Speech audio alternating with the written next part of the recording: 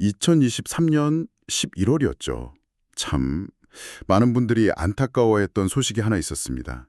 네, 기억납니다. 베트남에서 의료 봉사를 하시던 중에 한 의사분이 갑자기 하나님의 부르심을 받았다는 그런 뉴스였는데요. 네. 오늘 저희가 함께 살펴볼 자료들이 바로 그분, 한국의 슈바이처라고도 불렸던 고 박상훈 원장님에 대한 기록들입니다. 네, 저도 보내주신 자료들을 쭉 보면서 아니, 한 사람의 삶이 어떻게 이렇게 여러 분야에 걸쳐서 깊은 족적을 남길 수 있었을까 정말 놀랍더라고요. 맞아요. 뭐 병원 경영자이면서 사회운동가 또 의료 선교사까지 그 역할의 폭이 정말 대단했습니다. 네. 그래서 오늘 저희는 이 박상훈이라는 한 인물을 움직인 핵심 동력이 대체 무엇이었을까? 이 질문을 가지고 좀 깊이 들어가 보려고 합니다. 아, 좋네요. 자료들에서 공통적으로 등장하는 세 가지 키워드가 있더라고요. 바로 전인치유, 생명윤리, 그리고 의료 선교. 이 세 가지를 나침반 삼아서 그분의 삶 속으로 한번 들어가 보죠. 네. 아마 그분이 평생 좌우명으로 삼았다는 이 한 문장이 모든 이야기의 실마리가 되지 않을까 싶습니다. 한 번뿐인 인생 속히 지나가리라. 오직 그리스도를 위한 일만이 영원하리라. 아, 그 문장이 정말 단순한 구호가 아니었구나 하는 걸 아마 이야기 내내 확인하시게 될 겁니다. 뭐랄까, 그분의 모든 결정을 관통하는 운영체제, OS 같은 거였죠. 운영체제요? 좋습니다. 그럼 그 운영체제가 처음 설치된 순간 그분의 인생 시작점으로 한번 거슬러 올라가 보죠. 네. 자료를 보니까 목회자 가정의 7남매 중 6째, 그것도 쌍둥이로 태어나셨더라고요. 교회 마룻바닥에서 시작된 삶이라니 시작부터가 좀 남달라 보입니다. 네, 그렇죠. 하지만 처음부터 막 소명의식이 투철했던 건 아니었고요. 아, 그래요? 네, 오히려 의대생 시절에 굉장히 깊은 절망의 시간을 보냈다고 해요. 절망이요? 의사가 되겠다는 사람이 정작 자기 병 하나를 고치지 못했거든요. 아, 아주 심각한 아토피 피부염 때문에 마스크 없이는 외출도 못하고 사람들을 피하는 대인기피증까지 겪었다고 합니다. 아니 잠깐만요. 이건 좀 아이러니한데요. 미래 의사가 환자들 앞에 나서지도 못할 만큼 피부 질환이 심했다니. 그렇죠. 이건 그냥 몸이 아픈 수준이 아니라 거의 뭐 정체성의 위기 아니었을까요? 내가 의사가 될 자격이 있나 하는? 정확합니다. 바로 그 지점에서 그분의 인생에 첫 번째 전환점이 찾아옵니다. 아, 모든 걸 포기하고 싶은 마음으로 참석했던 한 수련회에서 누가복음 5장의 한 구절을 듣게 된 거죠. 누가복음 5장이요? 네, 베드로가 예수님 앞에서 주여 나를 떠나소서 나는 죄인이로소이다 라고 고백하는 바로 그 장면입니다. 아, 네네. 그 순간 자기 병을 부끄러워하고 다른 사람 시선만 의식했던 자신의 그 교만함이 보이더래요. 그걸 통곡하면서 회개했는데 정말 거짓말처럼 피부병이 낫기 시작했다는 겁니다. 와, 가장 큰 약점, 가장 숨기고 싶었던 문제가 오히려 삶의 방향을 완전히 바꾸는 계기가 된 거군요. 네, 맞습니다. 근데 그런 개인적인 체험이 사회에 영향을 미치는 활동으로 이어지려면 또 다른 단계가 필요했을 것 같은데요. 그렇죠. 그 체험을 구체적인 행동으로 이끌어준 두 번의 아주 중요한 만남이 있었습니다. 만남이요? 네. 하나는 CMF, 한국 누가회라는 기독 의료인 모임에서 평생의 동역자들을 만난 것이고요. 또 다른 하나는 부산 복음경원에서 한국의 슈바이처 장기려 박사님을 스승으로 만난 겁니다. 아, 장기려 박사님이요. 이건 정말 이야기가 달라지죠. 네. 그분은 그냥 의사가 아니라 가난한 환자들을 위해서 평생을 바친 분으로 한국 의료계의 거의 상징적인 인물이시잖아요. 맞습니다. 그분 밑에서 뭘 배우셨을까요? 단순한 의술 이상이었을 것 같은데요. 그렇죠. 장기려 박사님이 늘 의사는 병원이 아니라 환자 곁에 있어야 한다고 강조하셨다고 해요. 환자 곁에. 네. 박상은 원장님이 수련회 시절에 돈이 없어서 병원비를 못 내는 환자들을 위해서 자기 월급을 털어주고 밤새 환자 곁에 지키는 그 스승의 모습을 보면서 의사의 본질을 배우셨다고 회고합니다. 아, 이때의 경험이 훗날 그분이 펼칠 모든 사역에 아주 단단한 추춧돌이 되는 거죠. 알겠습니다. 그러니까 극심한 고통을 통한 개인적인 소명의 발견, 그리고 위대한 스승을 통한 그 소명의 구체화, 이 두 가지가 박상은이라는 인물을 만든 초기 설계도였군요. 네, 그렇게 볼 수 있습니다. 자, 그럼 이 설계도를 바탕으로 그분이 평생 추구했다는 전생의 비전, 이걸 한번 본격적으로 살펴보죠. 첫 번째 기둥이 전인치유인데 이게 좀 추상적으로 들리거든요. 이게 그분이 운영했던 병원에서 구체적으로 어떻게 구현이 됐나요? 그건 안양샘병원의 사례를 보면 아주 명확해집니다. 당시 대부분의 병원들은 환자를 그냥 고쳐야 할 질병 덩어리로 봤거든요. 그렇죠. 보통 그렇게 생각하죠. 그런데 박 원장님 생각은 달랐어요. 질병이라는 게 그 사람의 삶 전체, 그러니까 마음, 영혼, 가족관계랑 다 얽혀 있다고 본 거죠. 전인치유연구소라는 걸 따로 만들고 매일 아침 전 직원이 모여서 예배로 하루를 시작했습니다. 아니 근데 잠깐만요. 매일 아침 전 직원이 예배를 드린다뇨? 네, 그거 지금 기준으로도 굉장히 파격적인데요. 병원 경영의 효율성을 생각하면 쉽지 않은 결정이었을 것 같아요. 맞습니다. 당장 진료 기다리는 환자도 있을 거고 또 다른 종교를 가진 직원들의 반발은 없었을까요? 당시 의료계에서는 이걸 좀 비과학적이라고 보진 않았나요? 당연히 있었습니다. 초기에는 병원에서 무슨 종교 활동이냐는 비판도 많았고 내부 저항도 만만치 않았다고 해요. 그럴 것 같아요. 하지만 박 원장님은 의사가 환자의 영혼에 관심이 없으면 그건 기술자에 불과하다는 신념을 굽히지 않으셨죠.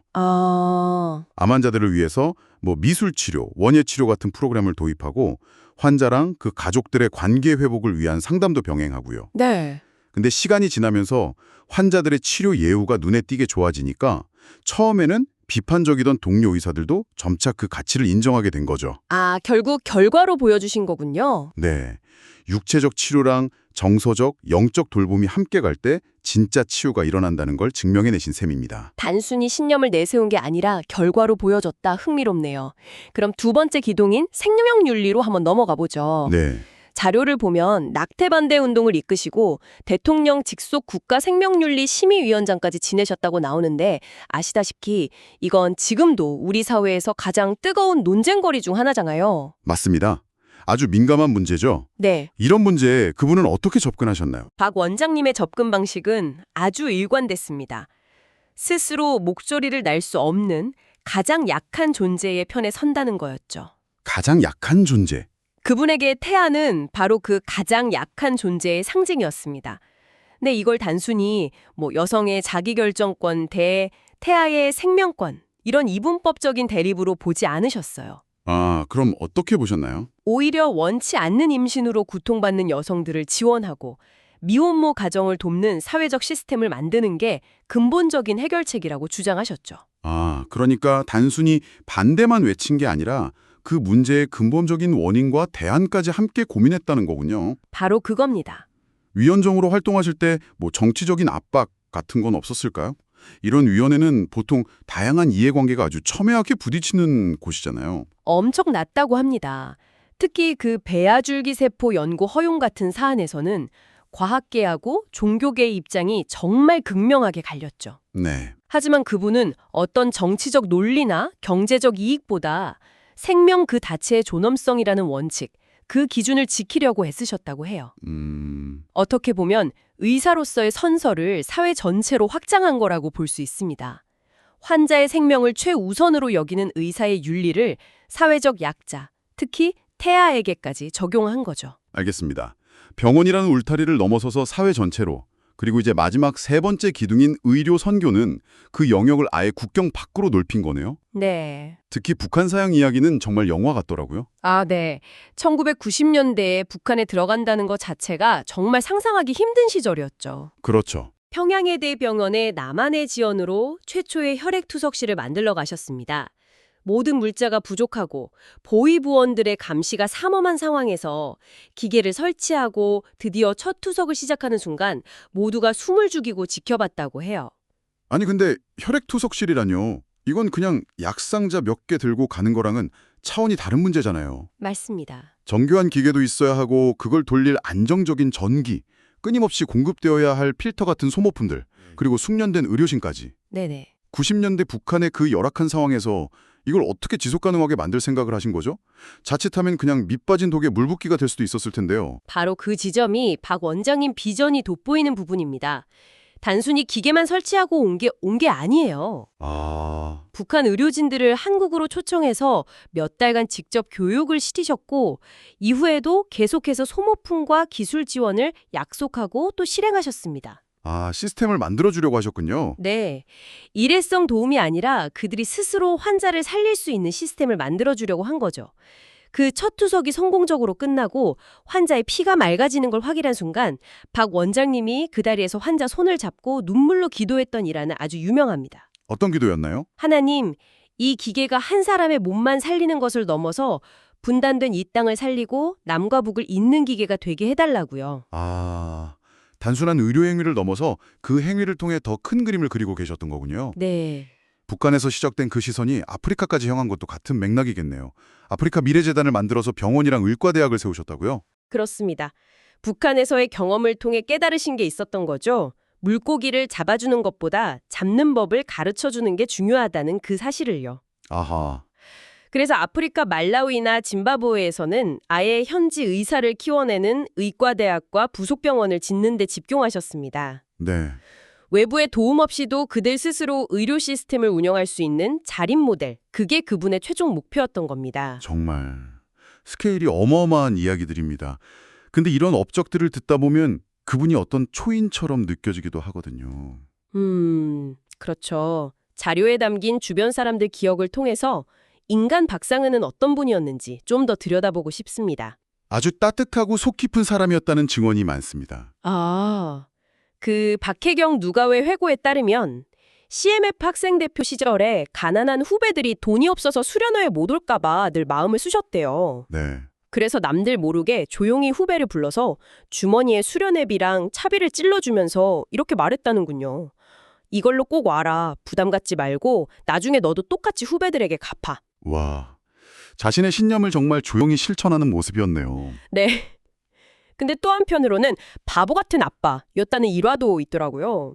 아들이 학교에서 맞고 왔는데 보인 반응이 좀 독특했다고요? 네. 네. 아들이 울면서 집에 와서 친구한테 맞았다고 하소연을 하니까 보통 아빠들처럼 화를 내시는 게 아니라 아들을 앉혀놓고 이렇게 차일렀답니다. 뭐라고요? 아들아, 화나는 건 알겠지만 그래도 어떻게 친구를 때릴 수가 있니? 폭력은 절대 안 되는 거야. 네. 맞고 온 아들한테요? 네.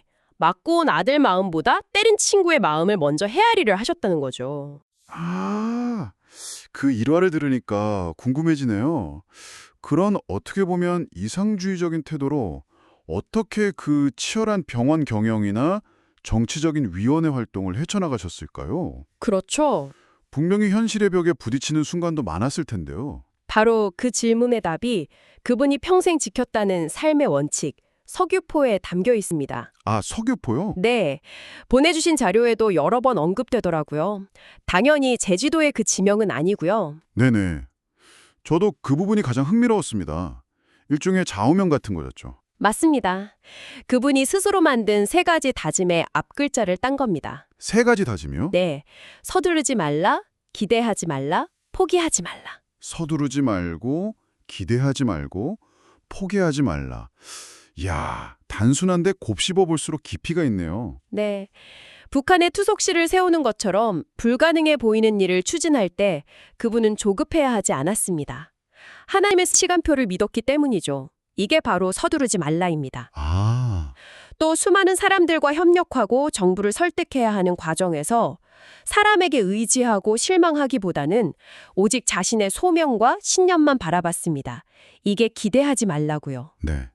그리고 마지막으로 수많은 반대와 난관에 부딪혔을 때도 이게 주님이 주신 사명이라는 확신이 있었기에 끝까지 밀어붙였습니다. 바로 포기하지 말라죠. 아, 이 서귀포라는 원칙이 그분의 모든 사역 현장에서 내비게이션 역할을 해준 겁니다. 결국 그분의 그 거대한 업적들이 어떤 특별한 재능이나 대단한 전략이 아니라 매일의 삶에서 지켜낸 저 소박한 원칙들 위에 세워진 거군요. 네, 맞습니다. 이제 이야기를 좀 정리할 시간입니다.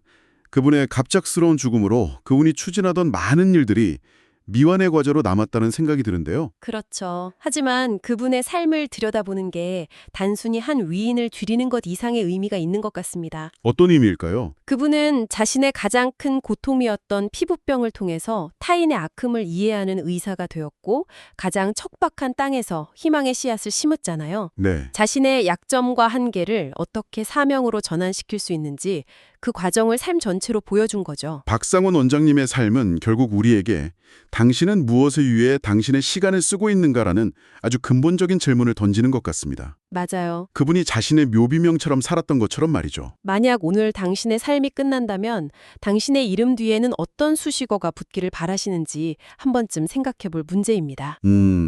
그분은 의사, 원장이라는 직함이 이전에 가장 약한 자들의 친구라는 이름으로 기억되길 원했던 것 같습니다. 그분의 좌우명이었던 오직 그리스도를 위한 일만이 영원하리라는 말을 그분의 입장에서 다시 생각해 보게 되네요. 네, 그분에게 그리스도를 위한 일이란 게 어떤 거창한 종교적 행위가 아니라 고통받는 환자의 손을 잡아주는 것, 사회적 약자의 목소리를 대신 내주는 것, 그리고 다음 세대를 키워내는 바로 그 일들이었던 것 같습니다. 네, 그렇습니다. 오늘 당신의 삶의 자리에서 당신의 가장 불편하게 하는 문제와 가장 마음 쓰이는 사람들은 누구인가요? 어쩌면 박상훈 원장님의 삶은 바로 그곳에 우리가 평생을 걸고 풀어야 할 각자의 미완의 과제가 숨고 있다고 말해주는 것 같습니다.